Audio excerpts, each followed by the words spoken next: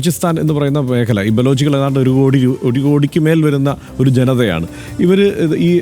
ഇവരുടെ ഈ പ്രദേശം എന്ന് പറയുന്നത് പാകിസ്ഥാൻ്റെ ഒരു വലിയ പ്രദേശമാണ്. ബലൂചിസ്ഥാൻ പാകിസ്ഥാനിൽ ഉൾപ്പെടുന്ന പ്രദേശം. ഒപ്പം ഇറാനിലുണ്ട്, അഫ്ഗാനിസ്ഥാൻ്റെ അതിർത്തി പങ്കിടുന്നുണ്ട്. ഈ മൂന്ന് രാജ്യങ്ങളുടെയും അതിർത്തി പങ്കിടുന്നുണ്ട്. അതോടൊപ്പം തന്നെ ഇവിടെ താല്പര്യമുള്ളവരാരൊക്കെയാണെന്നറിയാമോ?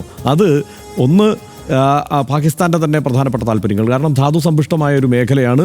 അവിടെ നിന്നുള്ള സമ്പത്ത് തീർച്ചയായും പാകിസ്ഥാന് വേണം. പക്ഷേ പാകിസ്ഥാൻ എല്ലാ കാലത്തും ബലൂചിസ്ഥാനോട് ഒരു രണ്ടാം തരം സമീപനമാണ് ആ പ്രദേശത്തോട് അവിടുത്തെ ജനതയോട് സ്വീകരിച്ചിട്ടുള്ളത് എന്നുള്ളത് യാഥാർത്ഥ്യമായി നിൽക്കുന്നു. അതോടൊപ്പം തന്നെയുള്ള ഒരു സംഗതിയാണ് ഇറാൻ അവിടെ താല്പര്യമുണ്ട്. ഇറാൻ്റെ താല്പര്യം എന്ന് പറയുന്നത് മറ്റൊന്നാണ്. ഇറാനിൽ ഈ ബലൂച്ചികളും ഇറാനികളും തമ്മിൽ ശത്രുത ഒരു തരത്തിൽ നിലനിൽക്കുമ്പോൾ തന്നെ ഈ ഇറാൻ്റെ താല്പര്യങ്ങൾ ഇറാനുമായി ചാബഹാർ തുറമുഖം, ഇന്ത്യ ഇറാനുമായി ചേർന്ന് നടപ്പാക്കിയിരിക്കുന്ന ചാബഹാർ തുറമുഖം അവിടെ നിൽക്കുന്നു. അപ്പം ചൈനയുടെ താല്പര്യങ്ങൾ വേറൊന്നാണ്. അത് ഗദ്വാർ തുറമുഖം, അതായത് ഈ ഇവരുടെ സാമ്പത്തിക പദ്ധതി ഉണ്ടല്ലോ, പാകിസ്ഥാനുമായി ചേർന്നുള്ള സാമ്പത്തിക പദ്ധതികളിൽ വളരെ പ്രധാനപ്പെട്ട ഒരു മേഖലയാണ് ഈ പറയുന്ന ബലൂചിസ്ഥാൻ. ഇനി അമേരിക്കയ്ക്ക് താല്പര്യമുണ്ട്. അമേരിക്കയ്ക്ക് എന്താ താല്പര്യം? അമേരിക്കയ്ക്ക് ഇറാനെ നിരീക്ഷിക്കാനുള്ള ഒരു പ്രധാനപ്പെട്ട പ്രദേശമാണ് ഈ ബലൂചിസ്ഥാൻ. അങ്ങനെ എല്ലാ തരത്തിലും താല്പര്യങ്ങളുള്ള മേഖലയാണ്. അതുകൊണ്ടുകൂടെയാണ് സൂക്ഷ്മമായി ഒരു ആക്രമണം ഉണ്ടാകുമെന്ന് ആദ്യം അറിഞ്ഞത് അമേരിക്ക തന്നെയാണ്. തവണയും അമേരിക്കൻ പൗരന്മാരോട് അങ്ങോട്ട് പോകരുതെന്ന് പറഞ്ഞു. ഈ ഉടനെ എങ്ങും പോകരുത്, അവിടെ ഒരു ആക്രമണം ഉണ്ടാകാനുള്ള സാധ്യതയുണ്ട്.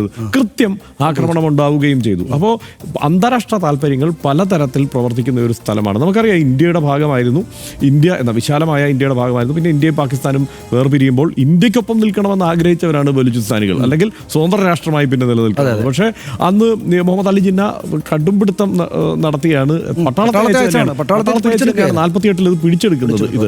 അപ്പോൾ അങ്ങനെ പിടിച്ചെടുത്ത് പാകിസ്ഥാനോട് ചേർത്ത ഒരു വലിയ പ്രദേശം, അവിടെ ആ പ്രദേശത്ത് അന്ന് മുതൽ ഈ പറയുന്ന പ്രശ്നങ്ങൾ നിലനിൽക്കുകയാണ്. അതായത് ഒരു 20,000-ത്തിനടുത്തെങ്കിലും ആളുകളെ കൊന്നൊടുക്കിയിട്ടുണ്ട് ഈ പ്രശ്നത്തിൽ എന്നുള്ളതാണ്.